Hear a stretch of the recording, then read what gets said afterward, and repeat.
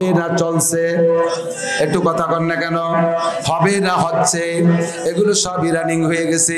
হুজুর কয় এইসব কারণে বিমা কাসাবাত আইদিন নাস, তোমাদের হাতের এই অন্যায়ের কারণে তোমাদের উপরে গজব। এরপরে হুজুর বলেন শুরিবাতিল খুমুর, মদ বাড়বে এত বাড়া, মদ বাড়বে এত বাড়া, সমাজে মদ কিনা বেচা, মাদক কিনা বেচা ওপেন হয়ে যাবে, কেউ রে কেউ ঠেকাবে না, কেউ রে কেউ ঠেকাবে না।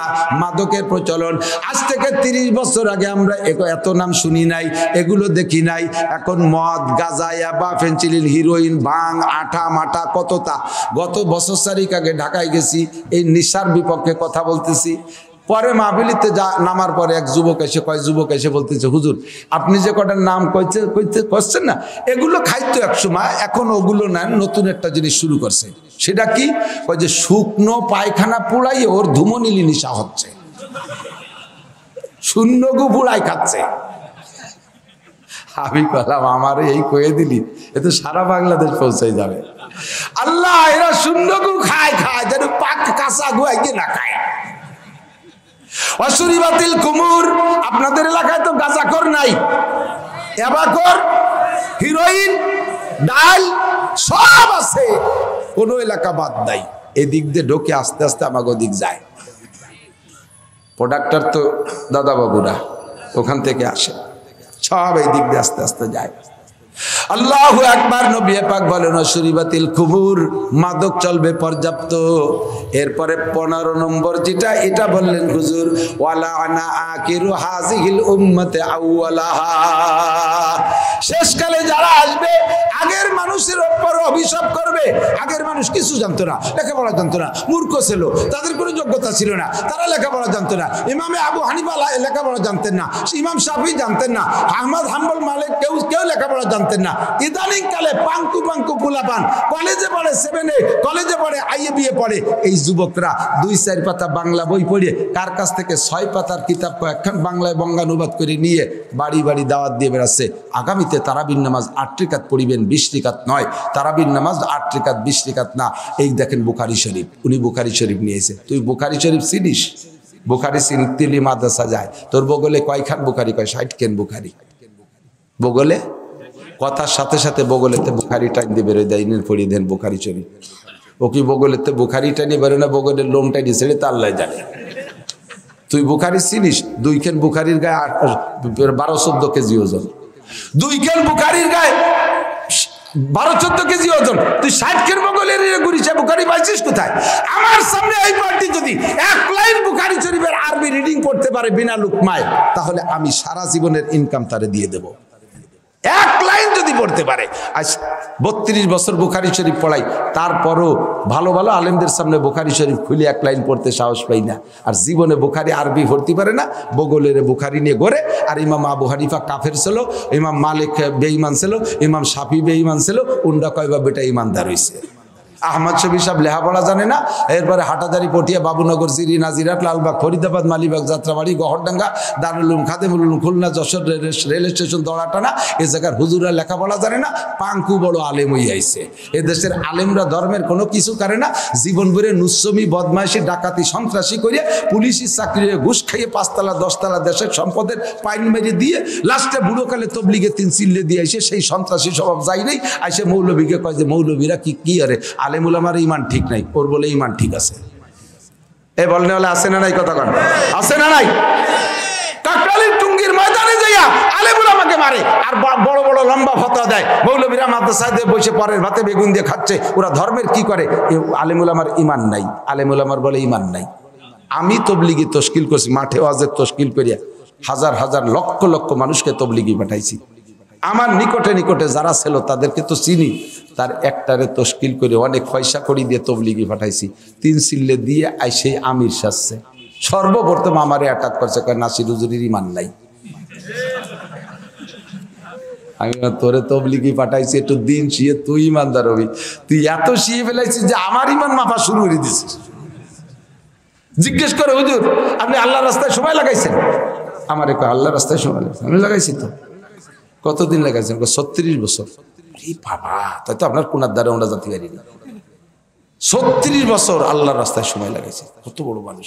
কোন কোন জায়গা লাগাইছেন? 12 বছর মাদ্রাসায় পড়ছি আর 24 বছর পড়াই।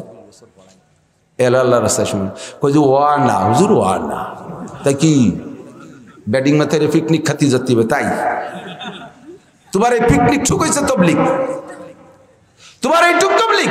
আমার মাদ্রাসায় পড়া, আলেম ওলামা মাদ্রাসায় পড়ায়, এইটা যদি তোমার ভালো না লাগে তাহলে আয়, আমি চলে যাচ্ছি তোর কাছে, তুই আমার কাছে আয়। তুই বুখারি পড়া, আমি একটু গাস্ত করি আসি, আমি একটু তবলিগ করি আসি। আয় তুই বুখারি পড়া, তুই মুসলিম পড়া, তুই তিরমিজি পড়া, তুই ফতোয়া স্বামী দেখে দূরে ফতোয়া দে।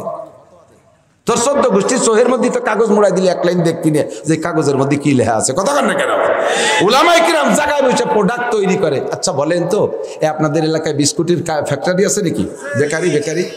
বেকারিতে বিস্কুট বানায় যারা, তাদের নাম হলো টেকনিশিয়ান। তাদের নাম কি?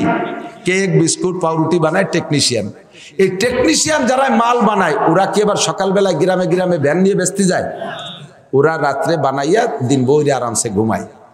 এয়ার কন্ডিশন রুম দিয়েছে, তার মধ্যে ঘুমা। ওদের বেতনও মোটা বেতন, ভালো ভালো টেকনিশিয়ান যদি হয় এরা মোটা বেতন পায়। এখন বেশি বেড়ায় কারা? যারা ভ্যান চালায়, এই বানাতে পারে না পাউরুটি, ওরাই বক্স ভ্যানে ওই দোকানে দোকানে দিয়ে বেশি বেড়ায়। মাঝে মাঝে ওই জল বৃষ্টি তুফান রোদ খরা মারা সব ওকে মাথার পর দিয়ে যায়। আবার ওই পয়সা নিয়ে দস্তাদস্তি মারামারি কিলি নাকমুখ ফাটায় ভুলইও চলে আসা লাগে।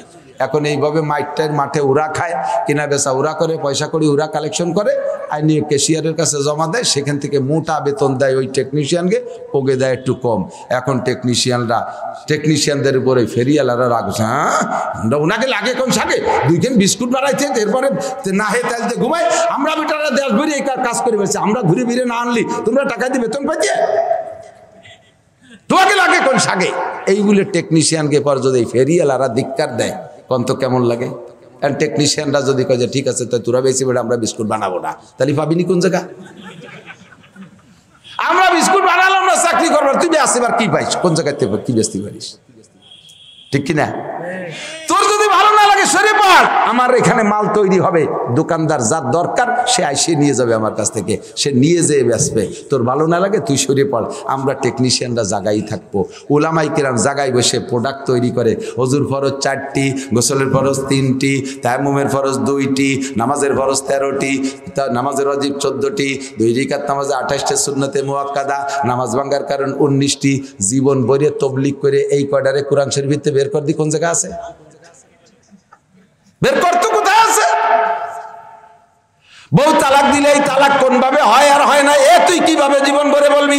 তোর ফাজাইলে আমাল তবলিগের হিসাবের কোনো জায়গায় লেখা নাই।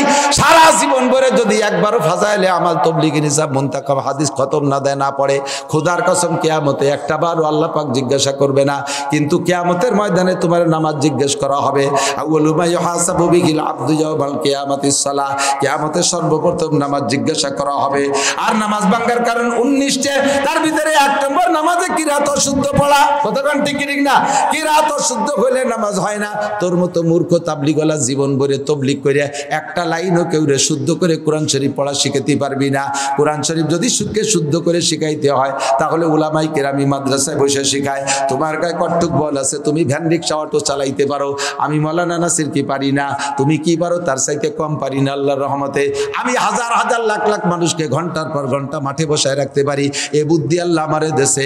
আমি কি ব্যবসা বাণিজ্য করে শিল্পপতি কোটিপতি হল্লাইনের চেষ্টা করতে পারতাম না? দুনিয়ার সব ত্যাগ করে দিয়ে জীবনটা কাটাইলাম মাদ্রাসায়, আর আমার এই মাদ্রাসায় কাটানো বলে আল্লাহর রাস্তায় হয় নাই, এটা নাকি শয়তানের রাস্তায় লাগানো হয়েছে। ও সারা জীবন ভরে 30 বছর পুলিশের চাকরি করে ঘুষমুষ খাইয়া বুড়োকালে যাইয়া 3 তো চিল্লে দেউনি হয়েছে কুতুবুল আকতাব, সারা দুনিয়ার সব চাইতে বড় বুজুর্গ হয়ে গেছে। এগুলো সব কিয়ামতের আলামত। নবী পাক বলেন যখন এগুলো দেখবা বুঝবা যে দুনিয়ার 12টা বাইজা গেছে।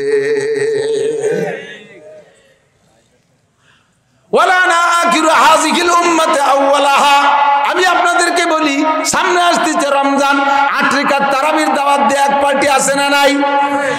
আছে।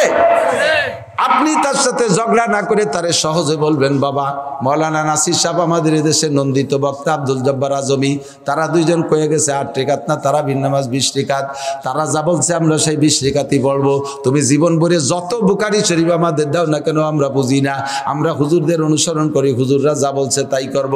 যদি তোমার আমাকে দিয়ে 8 রাকাত পড়াইতেই হয় তাহলে নাসির সাহেব আর আব্দুল জব্বার সাহেব আর বক্তাদেরকে একটু শিখে আসো। ওনরা যদি 8 রেকাতের কথা বলে তাহলে আমরা 8 রেকাত পড়বো। জীবনেও কোনোদিন আমার বাড়ির দ্বারেও যাবে না 8 রেকাতের বুখারি নিয়ে, কোনোদিন আমার বাড়ির দ্বারে যাবে না। আমি দাওয়াত দিলাম, পারলে আমার এসে 8 রেকাত বুঝাই দিয়ে যাও। আমি চ্যালেঞ্জ করলাম, আমার 8 রেকাত বুঝাই দিয়ে যাও। তোমার বাড়ি বাড়ি এভাবে গোপনে ফেরি করা লাগবে না। তা যাই কোন জায়গা? সিফাসাফার মাদ্রাসায় আসে না।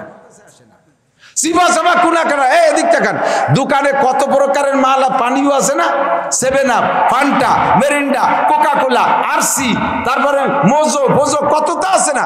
এগুলো কি দোকানের পিছনে কোনো গোপন জায়গা সারিয়ে রাখে? সবগুলোদের দোকানটা কি সুন্দর সাজাইছে না? সাজাইছে না? মাম পানি, ফ্রেশ পানি, এ সবগুলো হালাল পানি, সবদের দোকানটা কি সুন্দর সাজাইছে। একটাও সিফাসাফার মধ্যে বেচা লাগে না। সিফাসাফার মধ্যে বেচারও বোতল আছে, আছে না নাই? ঘরের কোনা দিয়ে দোসান্দির ভিতরে ওই পিছনে যে এক প্রকারের বোতল বেচে, এই বোতলগুলো সামনে বেচা যায় না। কি বোতল কোন তো? মালের বোতল। যে বোতল খাইলে, মাল খাইলে তাল হারায় যায়। মাল খাইলে তাল হারায় যেটা, তালের বোতল সিফাসাফার মধ্যে বেচে। আমরা ওপরে বিক্রি করি আমাদের নামাজ, রোজা, হজ, যাকাত, বিশিকাত, তারাবি, নবীর নিচে সানাবান্দা, কানে হাত একবার দেওয়া, আমির আসতে বলা, ইমামের পিছনে সূরা ফাতিহা না পড়া, এই হালাল মালগুলো আমরা দোকানে সাজাইছি। মাহফিলের মধ্যে বলি, ইস্তেমায় বলি, চরমোনাই বলি, মসজিদের মধ্যে বলি, সব জায়গা বলি। তোমরা যে মাল বোতলে করে নিয়ে আইছো তা সামনে আসো, আমাদেরকে একটু ভড়াই দিয়ে যাও, তা বেচতে যাও সিফাসাফার ভিতরে, কোনাকানার ভিতরে যাইয়া দুইজনে গোপনে ফিস ফিস করে বেচাবেচি ওরো। এরপরে বাড়ি বাড়ি যে বাবি সাহেবকে মহিলাকে বুঝে, ভাবি তারাবি নামাজ কয় রিকাত পড়বেন?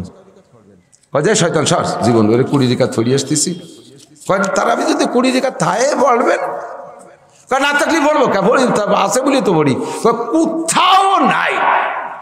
দুনিয়ার কোরআনের পরে সবচেয়ে বড় কিতাব বুখারী শরীফ। এই যে দেখেন বুখারী শরীফ। কি কই ও কি দিচ্ছ ছোটি বই? কয় নেই তো বুখারী শরীফ। ও বুখারী শরীফ নিয়ে গেছে মহিলাকে পড়ানোর জন্য। মহিলা চুলোর ফিটি ছিল, বুখারী একখান শরীফ দেশে ওর হাতে, মহিলার হাতে, মহিলা চুলোর ফিটি থুয়ে দিছে। অতার পড়বে না, বোঝে না। পরে ঘুরে এসে দেখে ওর পর বিলেই শুয়ে রয়েছে, বুখারী শরীফের পর বিলেই শুয়ে রয়েছে। ওরে বুখারী ফেরিয়ত্তি ফাটাইছে বিলের বিছানা বানানোর জন্য। বুখারী হাদিসকে হাদিসের কিতাবকে অপমান করে ছাড়ার কিচ্ছু না। ওয়ালা নাকিরু হাযিল উম্মাতা ওয়ালাহা। আরে দোস্ত, টেলিভিশনের বক্তারা শোনেন, টেলিভিশনের বক্তার সামনে কোনোদিন যাইতে পারবে না, তাদেরকে আমাদের সামনে নিয়ে আসেন। বাংলাদেশের কোনো মশালার জন্য বিদেশে যাওয়া লাগবে না, চ্যানেল হুজুরির কাছে যাওয়া লাগবে না। আল্লাহর রহমতে আমাদের বাংলাদেশে যথেষ্ট উলামায়ে কেরাম, একটা মশালার জন্য আমাদের সৌদি আরব যাওয়া লাগে না। আমাদের আহমদ শফি সাহেব হুজুর রহমাতুল্লাহ আলাইহি হজে গেছেন, উমরায় গেছেন। মক্কা শরীফের ইমাম সাহেবরা সবাই হুজুরকে নিয়ে উম্মুল কুরা বিশ্ববিদ্যালয়ে গেছে। মক্কার বিশ্ববিদ্যালয়ের নাম হলো উম্মুল কুরা।